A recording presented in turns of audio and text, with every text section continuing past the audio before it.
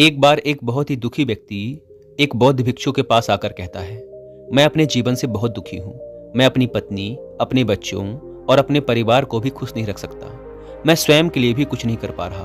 कभी कभी तो मुझे अपने जीवन को समाप्त कर लेने के भी विचार आते हैं। आप इतने ज्ञानी हैं, इतनी साधनाएं करते हैं, क्या आप मुझे कोई ऐसा रास्ता बता सकते हैं जिस पर चलकर मैं अपने बुरे हालातों से बाहर आ सकूं? मेरा बहुत बुरा समय चल रहा है। 2 वक्त के खाने का इंतजाम करना भी मेरे लिए मुश्किल होता जा रहा है। अब आप ही बताइए कि इतने कठिन समय में मैं आखिर जिंदा रहूं भी तो किस उम्मीद में रहूं? कैसे अपने परिवार को खुश रखूं? आपसे विनती है कि कोई साधारण सा तरीका बताने की कृपा करें ताकि मैं आसानी से समझ सकूं, क्योंकि मैं बहुत पढ़ा लिखा, बुद्धिमान और ज्ञानी नहीं हूं। अगर आप बड़ी बड़ी ज्ञान की बातें करेंगे तो शायद मैं कभी उन्हें समझ भी नहीं पाऊंगा। ये सुनकर बौद्ध भिक्षु ने मुस्कुराते हुए कहा, तुम एक काम कर सकते हो। फिर बौद्ध भिक्षु ने सामने की ओर इशारा करते हुए कहा कि उस ऊंची पहाड़ी पर एक बौद्ध मठ है और उस मठ के पास चींटियों का एक घर है जहां पर लाखों चींटियां रहती हैं। तुम्हें सुनने में बड़ा अजीब लगेगा, लेकिन वो चींटियां उस मठ की जमीन को बहुत खराब कर देती हैं। आसपास के मिट्टी की उपजाऊ क्षमता को खत्म कर देती हैं, जिस वजह से वहां आसपास कोई भी पेड़ या घास पनप नहीं पाते हैं। तुम पहले मेरा एक काम करो, उसके बाद मैं तुम्हें तुम्हारे सारे सवालों का जवाब दूंगा। तुम अगले 7 दिनों तक रोज उस पहाड़ी पर जाओ और उन चींटियों के घर को तहस नहस कर दो, उसे तोड़ दो। जब भी तुम्हें मठ के आसपास चींटियों का कोई घर दिखे तो उसे उसी समय तहस नहस कर दो। लेकिन याद रहे, घर को तोड़ने के दौरान कोई भी चींटी मरनी नहीं चाहिए। बौद्ध भिक्षु की इन बातों को समझने का प्रयास करते हुए वह आदमी वहां से चला गया। शायद उसे कुछ समझ नहीं आ रहा था कि बौद्ध भिक्षु उससे ऐसा क्यों करवा रहे हैं। वो मन ही मन सोचता जा रहा था कि बौद्ध भिक्षु तो उन चींटियों पर अन्याय कर रहे हैं, उनका घर तोड़वा रहे हैं, उनका नुकसान करवा रहे हैं। आखिर कौन महात्मा ऐसा तुच्छ कार्य करेगा? लेकिन फिर भी वह बौद्ध भिक्षु की बातों को मानते हुए अगले दिन से ही पहाड़ी पर जाना शुरू कर देता है। जब वह पहले दिन पहाड़ी पर पहुंचा तो उसने देखा कि बहुत सारी चींटियां अपना भोजन जुटाने में लगी हुई हैं। सारी चींटियां एक कतार से चल रही हैं और अनाज के छोटे छोटे कण उठाकर अपने घर में इकट्ठा करती जा रही हैं। यह देखकर पहले तो उस व्यक्ति का मन कमजोर पड़ गया। उसने सोचा कि ये इतना कड़ा परिश्रम करके अपने लिए घर में भोजन इकट्ठा कर रही हैं और अगर मैं इनके घर को तबाह कर दूंगा तो इन्हें कितना बुरा लगेगा। लेकिन फिर उसने बौद्ध भिक्षु की बातों को याद करते हुए चींटियों के घर को तोड़ना शुरू कर दिया। जल्द ही चींटियों में हाहाकार मच गया। वो जान बचाकर इधर उधर भागने लगी। अभी तक जो एक कतार से चल रही थी वो बिखर गई और इधर उधर भागने लगी। थोड़ी देर में घर टूट गया और सारी चींटियां अपनी जान बचाने के लिए इधर उधर जाकर छुप चुकी थी। ये करने के बाद वो व्यक्ति बड़े दुखी मन से वापस अपने घर लौट आया। उसका मन अशांत था, दुखी था और पश्चाताप से भरा हुआ था। फिर उसने रात में अपने बिस्तर पर लेटे लेटे ही सोचा कि अब तो उन चींटियों का घर बर्बाद हो चुका है, अब वहां वापस जाने से क्या फायदा होगा। महात्मा जी ने मुझे चींटियों का घर तहस नहस करने के लिए कहा था, जो कि मैं कर चुका हूँ। लेकिन फिर कुछ सोचकर उसने अगले दिन वापस पहाड़ी पर जाने का निश्चय किया और सुबह होते ही वह उसी पहाड़ी पर पहुंच जाता है। पहाड़ी पर पहुंचते ही वह उसी जगह पर जाता है जहां एक दिन पहले उसने चींटियों के घर को बर्बाद किया था। लेकिन वह यह देखकर चौंक जाता है कि चींटियों ने फिर से अपना घर उसी जगह पर बना लिया था और अब वो फिर से अपने घर के लिए सामान इकट्ठा करने के काम में लगी हुई थी। यह देखकर उस व्यक्ति ने मन ही मन सोचा कि यह चींटियां कितनी मूर्ख हैं। कल ही इनका घर इसी जगह पर बर्बाद किया गया था और उन्होंने उसी जगह पर फिर अपना नया घर बना लिया। यह सोचकर वह आदमी हंसने लगा।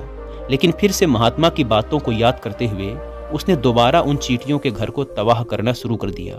फिर से उन चींटियों के झुंड में हाहाकार मच गया और वो सभी जान बचाकर इधर उधर भागने लगी। देखते ही देखते उनका घर फिर से बर्बाद हो चुका था और वह व्यक्ति थोड़ा संतोष के भाव से कि इस बार तो मैंने अच्छे से इनके घर को तबाह कर दिया है, अब तो ये चींटियां यहाँ अपना घर बना ही नहीं पाएंगी। इसीलिए जाने से पहले उसने उस घर पर ठंडा पानी भी डाल दिया ताकि चींटियां उस जगह अपना घर ना बना सकें। और इस तरह अपना कार्य पूरा करके वह व्यक्ति वापस अपने घर आ गया। आज रात बिस्तर में लेटे लेटे वह व्यक्ति फिर से यही सोच रहा था कि क्या महात्मा ये सही काम करवा रहे हैं? क्या किसी का घर बर्बाद करवाना किसी सिद्ध पुरुष को शोभा देता है? और क्या होगा अगर वो महात्मा कोई सिद्ध पुरुष ही ना हो? कहीं वो मुझे मूर्ख तो नहीं बना रहे? लेकिन फिर उसने निश्चय किया कि पहले मैं अपने काम को पूरा कर लेता हूँ, उसके बाद ही पता चलेगा कि वो महात्मा मुझसे ऐसा क्यों करवा रहे थे। और वो कोई सिद्ध पुरुष है भी या नहीं। और यही सोचकर वो व्यक्ति रात में सो जाता है। अगले दिन सुबह उठकर वह व्यक्ति फिर उसी पहाड़ी की तरफ चला जाता है। पहाड़ी पर पहुंचकर वह उसी जगह पर जाता है जहां पर उसने चींटियों के घर को तोड़कर उस पर ठंडा पानी डाल दिया था। और वह यह देखकर खुश हो जाता है कि वहां पर कोई भी घर नहीं था, सारी चींटियां वहां से भाग चुकी थी। तो उसने सोचा कि अब मेरा रोज रोज आने का क्या मतलब, क्योंकि चींटियां तो अब इस स्थान को छोड़कर जा चुकी हैं। लेकिन बौद्ध भिक्षु ने मुझे 7 दिनों तक रोज आने के लिए कहा था और आज तो बस तीसरा ही दिन है, तो बाकी के 4 दिनों तक यहाँ आने से क्या फायदा होगा।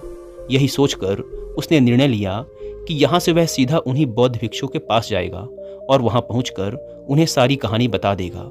जब वह वापस मुड़कर उस पहाड़ी से उन बौद्ध भिक्षु की कुटिया की तरफ जाने लगा, तभी अचानक उसकी नजर एक और घर पर पड़ी जो कि चींटियों का ही बनाया हुआ था।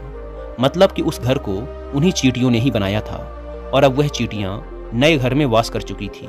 यह नया घर उनके पुराने घर से थोड़ी ही दूरी पर था। जब उस व्यक्ति की नज़र उस घर पर पड़ी तो उसने सोचा कि शायद महात्मा को पता था कि ये चींटियां एक घर टूटने के बाद मठ के आसपास ही दूसरा घर बना लेंगी, इसीलिए उन्होंने मुझे 7 दिनों तक लगातार आने के लिए कहा था। और यह सोचकर वह उन चींटियों का नया घर तोड़ने पहुंच जाता है। जब वह वहां पहुंचा तो चींटियां उसी तरह अपने काम में लगी हुई थी। वो अपने लिए खाना इकट्ठा कर रही थी और अपने नए घर में जमा कर रही थी। जब पुराना घर टूटा था वहां भी अनाज के कण बचे हुए थे, तो वह चींटियां वहां से भी अनाज के कण इकट्ठा करके अपने नए घर में ला रही थी। अब यहाँ ये सब देखकर उस व्यक्ति का मन थोड़ा कमजोर पड़ गया, क्योंकि वह खुद भी कमजोर था, खुद भी समय का मारा हुआ था। इसीलिए उसके मन में उन चींटियों के प्रति दया का भाव जन्म ले रहा था। उनके ऊपर उसे दया आ रही थी। वह चाहता था कि वह उनकी सहायता करे, लेकिन वह उल्टा उनको नुकसान पहुंचा रहा था। लेकिन उन बौद्ध भिक्षु की बातों को याद करते हुए उसने फिर से उनके घर को तोड़ने का निश्चय किया और उसने इस बार बिना किसी चींटी को नुकसान पहुंचाए बड़ी ही सावधानी से उस घर को तोड़ना शुरू कर दिया। समय थोड़ा ज़्यादा लगा, क्योंकि किसी भी चींटी को नुकसान ना पहुंचाने की शर्त बौद्ध भिक्षु ने पहले ही रख दी थी। इसीलिए वह बड़ी ही सावधानी से चींटियों के घरों को तबाह कर रहा था और आखिरकार उसने उस घर को भी तबाह कर दिया। उस घर को तबाह करने के बाद वो बड़े ही दुखी मन से घर की तरफ चल पड़ा। इस बार वो पहले से भी ज़्यादा दुखी था, क्योंकि उसने उनका दूसरा नया घर भी तोड़ दिया था। वह चींटियों को कहीं भी बसने ही नहीं दे रहा था और अब वो अपने आप को शैतान और दानव समझने लगा था। आत्मग्लानि भरे विचारों में डूबा हुआ वह बड़े ही दुखी मन से घर वापस आ गया। रात में सोने से पहले एक बार उसने फिर से सोचा कि मैं कितना बड़ा पापी हूँ, कितना बड़ा राक्षस हूँ। पुराना घर तो छोड़ो, मैं उन चींटियों को बसने के लिए कहीं कोई जगह ही नहीं दे रहा हूँ। वो चींटियां भला मेरे बारे में क्या सोचती होंगी कि वो कितना बड़ा दानव होगा जो हमारा घर तोड़ रहा है। लेकिन बौद्ध भिक्षु की बातों को याद करके उसने अगले दिन फिर उसी पहाड़ी पर जाने का निश्चय किया और सुबह होते ही वह उस पहाड़ी पर पहुंच गया। वह यह देखकर फिर से आश्चर्यचकित रह गया कि चींटियों ने फिर से एक नई जगह पर अपना घर बना लिया है। वो तो पहले से भी ज़्यादा ऊर्जा के साथ कार्य कर रही थी और उन्होंने सिर्फ एक रात में पहले से भी बड़ा घर बना लिया था और अब वो फिर से अपने लिए अनाज और खाना इकट्ठा करने में लगी हुई थी। यह देखकर उस व्यक्ति ने सोचा कि ये चींटियां किस मिट्टी की बनी हुई हैं। मैं इन्हें बार बार यहाँ से भगाने की कोशिश कर रहा हूँ, लेकिन ये बार बार यहीं पर ही अपना घर बना लेती हैं।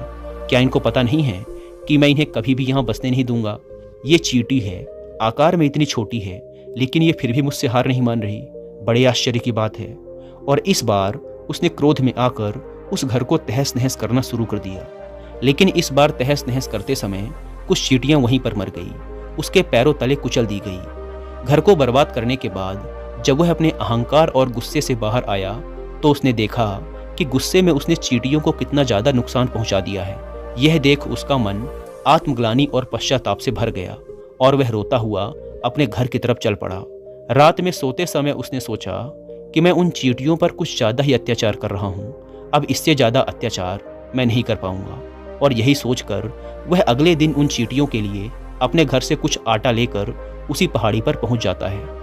आज उसके मन में उन चींटियों के प्रति करुणा का भाव था, दया का भाव था। आज वह उनकी मदद करना चाहता था। और जब वह उस स्थान पर पहुंचा तो देखा कि चींटियां फिर से अपने नए घर को बनाने में जुटी हुई थी। उसने बड़े ही दया भाव के साथ उन चींटियों को अपने घर से लाया हुआ आटा खिलाया। अगले 7 दिन पूरा होने तक वो व्यक्ति ऐसा ही करता रहा। वह रोज सुबह उस पहाड़ी पर जाता और उन चींटियों को अपने हाथों से आटा खिलाता। 7 दिन पूरे होने के बाद वह व्यक्ति उन बौद्ध भिक्षु के पास जाकर हाथ जोड़कर कहता है कि हे महात्मा जी, मुझे माफ़ कर देना। मैंने उन चींटियों का घर तबाह करने की बहुत कोशिश की। मैंने उनका घर तोड़ा भी, 1 बार नहीं 4 बार मैंने उनका घर तबाह किया, लेकिन उसके बाद मैं हिम्मत नहीं कर पाया, उनके घर को नहीं तोड़ पाया। मैं जानता हूँ कि मैंने आपका कार्य पूरा नहीं किया और इस वजह से आप मुझे वो तरीका भी नहीं बताएंगे जो मुझे मेरे बुरे समय से बाहर निकाल सकता था। लेकिन मुझे इसका कोई दुख नहीं है, क्योंकि मुझे लगता है कि मैंने जो किया एकदम सही किया। इसीलिए मैं आपसे आज्ञा लेकर वापस जा रहा हूँ। कृपया मुझे अपने घर जाने की आज्ञा दीजिए। उस व्यक्ति की ये बातें सुनकर बौद्ध भिक्षु ने मुस्कुराते हुए कहा कि ठहरो, कहाँ जा रहे हो? जलपान तो करते जाओ। और यह कहकर बौद्ध भिक्षु उस व्यक्ति के लिए पानी और थोड़ा खाने के लिए लेकर आते हैं। जलपान कराने के बाद बौद्ध भिक्षु उस व्यक्ति से पूछते हैं कि तुम मुझे बताओ, आखिर तुम उन चींटियों का घर तबाह क्यों नहीं कर सके? वो चींटियां तो छोटी थी और तुम उनके सामने इतने विशालकाय थे, फिर भी तुम उन छोटी छोटी चींटियों का घर तबाह नहीं कर पाए। कहाँ है तुम्हारी शक्ति? कहाँ है तुम्हारा बाहुबल? इस प्रश्न का उत्तर देते हुए उस व्यक्ति ने कहा कि हे महात्मा, मैंने उन चींटियों का घर तबाह कर दिया था, बार बार किया था। 1 बार तो क्रोध में आकर मैंने उन चींटियों को भी चोट पहुंचा दी थी, लेकिन जिस दिन मैंने उनको चोट पहुंचाई उसी दिन मुझे लगा कि आखिर मैं इन बेजुबानों को क्यों नुकसान पहुंचा रहा हूं, क्यों इतनी क्षति पहुंचा रहा हूं। और उसी दिन से मैंने उनको नुकसान पहुंचाने की बजाय उनकी मदद करनी शुरू कर दी। यह सुनकर उन बौद्ध भिक्षु ने कहा कि यही तो सीखने की बात है। एक छोटी सी चींटी हमें जीवन का बहुत बड़ा संदेश दे जाती है। मैंने तुम्हें उन चींटियों का घर तबाह करने के लिए नहीं भेजा था, मैंने तुम्हें भेजा था ताकि तुम उन चींटियों से कुछ सीख ले सको। तुम्हें उन चींटियों से क्या सीखने को मिला? क्या तुम मुझे बता सकते हो? ये सुनकर उस व्यक्ति ने पूरी घटना बौद्ध भिक्षु को सुना दी।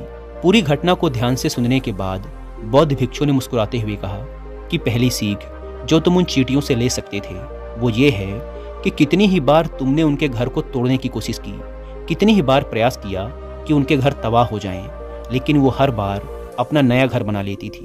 उन्होंने कभी भी हार नहीं मानी। अगर वो हार मान लेती तो वो चिड़ियाँ तुम्हें उस जगह पर दोबारा नहीं मिलती। जीवन कार्यशीलता का नाम है, लेकिन हम मनुष्य 1-2 बार सफलता मिलने पर ही टूट जाते हैं, हार मान लेते हैं और फिर प्रयास करना ही बंद कर देते हैं। यहाँ तक कि कुछ लोग तो अपनी जिंदगी को खत्म करने पर ही उतारू हो जाते हैं। लेकिन जानवरों में तुमने एक बात देखी होगी कि वो अपना जीवन खुद से कभी खत्म कर ही नहीं सकते। तुमने कभी नहीं सुना होगा कि किसी जानवर ने आत्महत्या कर ली, चाहे वो जानवर कितना भी भूखा क्यों ना हो, कितना ही दुखी क्यों ना हो, लेकिन वो अपने जीवन के लिए हमेशा संघर्ष करता रहता है। इसके विपरीत कुछ लोग 1-2 बार हताश होने के बाद ही अपना जीवन खत्म करने की कोशिश करने लगते हैं। जीवन तो कर्मशीलता है, कर्म करते रहने का नाम है। जीवन के पश्चात मृत्यु आखिरी विश्राम है, परम विश्राम है।